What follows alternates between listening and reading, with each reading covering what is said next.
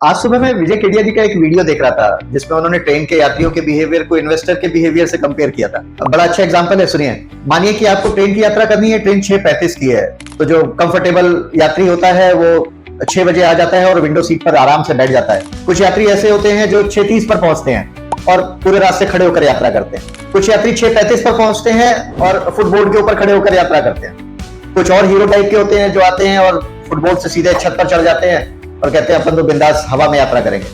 तो जो छत पर बैठकर यात्रा कर रहा है वो बीटीएस की ट्रेडर है। दूसरा जो फुटबोर्ड पर खड़ा है वो शॉर्ट टर्म इन्वेस्टर है, जिसको हर स्टेशन पर चढ़ना है, हर स्टेशन पर उतर जाना है।